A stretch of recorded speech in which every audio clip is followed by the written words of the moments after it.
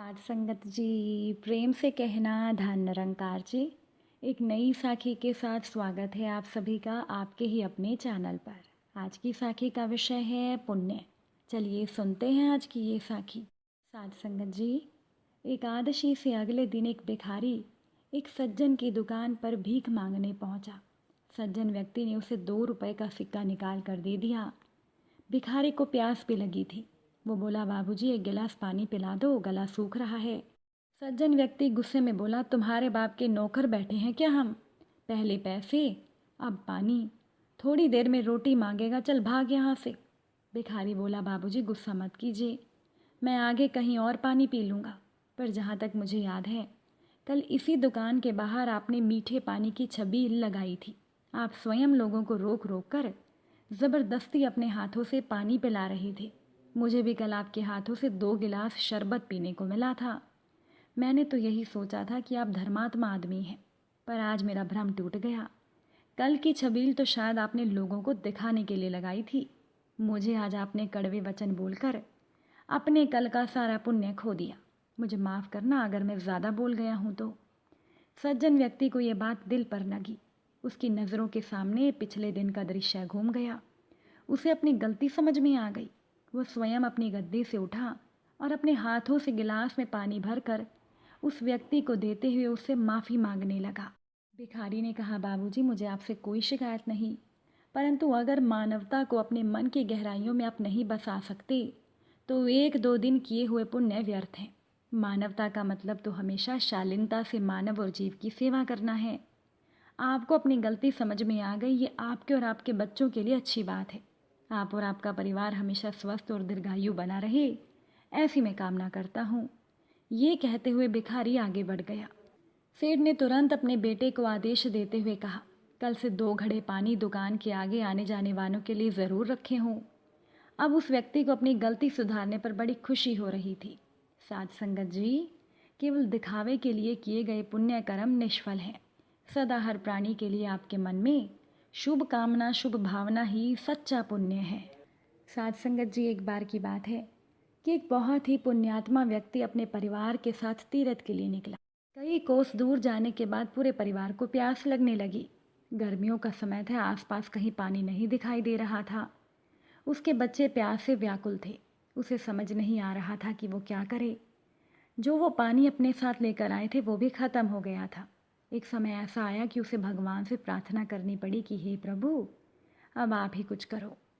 इतने में उसे कुछ दूरी पर एक साधु तप करता हुआ दिखाई दिया। व्यक्ति ने साधु के पास जाकर अपनी समस्या बताई। साधु बोले कि यहाँ से 1 कोस दूर उत्तर की दिशा में एक छोटी दरिया बहती है, जाओ जाकर वहाँ से पानी की प्यास बुझा लो। साधु की बात सुनकर उसे बड़ी खुशी हुई और उसने साधु का धन्यवाद किया। पत्नी और बच्चों की स्थिति नाजुक होने के कारण उन्हें उसने वहीं रुकने को बोला और खुद वो पानी लेने चला गया। जब वो दरिया से पानी ला रहा था तो उसे रास्ते में 5 व्यक्ति मिले जो बहुत प्यासे थे। अब उस पुण्यात्मा से उन 5 व्यक्तियों की प्यास देखी नहीं जा रही थी और उसने अपना सारा पानी उन प्यासों को पिला दिया। जब वो दोबारा पानी लेकर आ रहा था तो उसे 5 अन्य व्यक्ति मिले जो पहले की तरह प्यासे थे। उस पुण्यात्मा ने फिर अपना पानी उन 5 को पिला दिया। यही घटना बार बार हो रही थी। काफ़ी समय बीतने के बाद जब वो व्यक्ति लौट कर नहीं आया तो साधु उसकी तरफ चला गया। बार बार उसके इस पुण्य काम को देखकर साधु बोला, हे पुण्यात्मा, तू बार बार अपनी बाल्टी भरकर दरिया से लाता है और किसी प्यासे के लिए बाल्टी खाली कर देता है, इससे तुझे क्या मिल रहा है? पुण्यात्मा ने कहा, मुझे क्या मिला या क्या नहीं मिला इसके बारे में तो मैंने सोचा नहीं, पर मैंने अपना स्वार्थ छोड़कर अपना धर्म निभाया है। साधु ने कहा, अरे ऐसे धर्म निभाने से क्या फ़ायदा जब तुम अपना कर्तव्य ही नहीं निभा पा रहे। बिना पानी के तुम्हारे बच्चे और परिवार ही अगर ना बचा तो तुम क्या करोगे? तुम अपना धर्म ऐसे भी निभा सकते थे जैसे मैंने निभाया। पुण्यात्मा ने पूछा, कैसे महाराज? साधु ने कहा, मैंने तुम्हें दरिया से पानी लाकर देने के बजाय तुम्हें दरिया का रास्ता बता दिया। तुम भी उन सभी प्यासों को दरिया का रास्ता बता देते ताकि तुम्हारी भी प्यास मिट जाती और दूसरे लोगों की भी, पर किसी को अपनी बाल्टी खाली करने की ज़रूरत ना पड़ती। इतना कहकर वो साधु अंतर्ध्यान हो गए। उस व्यक्ति को, पुण्यात्मा को सब समझ में आ गया कि केवल स्वयं पुण्य कमाने में ना लगकर अपने कर्तव्य को निभाते हुए भी दूसरों को पुण्यों की राह दिखाएं। किसी का भी भला करने का सबसे सही तरीका ये है कि उसे परमात्मा और सच्चाई की राह दिखा दें। साथ संगत जी, हम खाली हाथ संसार में आते हैं और खाली हाथ ही जाते हैं। अगर हमारे साथ कुछ जाता है तो वो हमारे पुण्य होते हैं। एक कस्बे में एक सेठ रहते थे जो निसंतान थे, परंतु उनके पास पैसा बहुत था।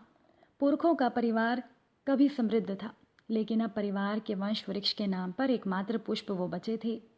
उन्होंने जीवन में कभी घमंड नहीं किया और संचित धन दौलत वो परोपकार में लगाते रहे। जब उनका अंतिम समय आया तो धर्मराज जी ने 2 यमदूत उन्हें लाने के लिए भेजे। यमदूतों को कहा गया कि सेठ जी के पुण्य कामों को देखते हुए उन्हें स्वर्ग लोक में आदर के साथ लाया जाए। दोनों यमदूत सेठ के पास पहुंचे और दरवाज़ा खटखटाया। सेठ जी के बाहर आने पर वो बोले, हम स्वर्ग के दूत हैं, पृथ्वी पर आप श्री के विचरण का समय पूरा हुआ। आपने जीवन भर अच्छे काम किए, अब समय आ गया है कि आप स्वर्ग लोक पधारें और अपने अर्जित पुण्यों का लाभ लें। सेठ जी दूतों को कुछ पल तक बिना पलक झपकाए देखते रहे। फिर उन्हें अपनी बड़ी हवेली और धन का भान हुआ। उनके मन में लोभ आ गया। वो सोचने लगे कि इतना पैसा छोड़कर कैसे जाऊं। स्वर्ग में तो आनंद मिलना ही है, क्यों ना यहीं रहकर अपने धन का उपभोग ही करूं, जो मैं अब तक नहीं कर सका। सेठ ने उन दूतों को कहा, मुझे थोड़ा समय दो ताकि मैं अपना काम निपटा लूं। दूतों ने कहा, सेठ जी, यदि आप अपने पैसे को लेकर चिंतित हैं तो निराश्रितों के कल्याण, शिक्षा, चिकित्सा और कन्याओं के कल्याण कार्यक्रमों के लिए समर्पित कर आप निवृत्त हो सकते हैं। आप स्वर्ग के आनंद लेने से चूकना मत। सेठ जी गिड़गिड़ाते रहे। उनके मन में बैठा हुआ लोभ उनकी मति भ्रमित कर रहा था। तो सेठ भले की बात कैसे सोचते। दूतों ने सोचा, संभवतः कोई ज़्यादा ही महत्वपूर्ण काम इस सेठ का रह गया होगा। तो दूतों ने धर्मराज जी से संपर्क किया।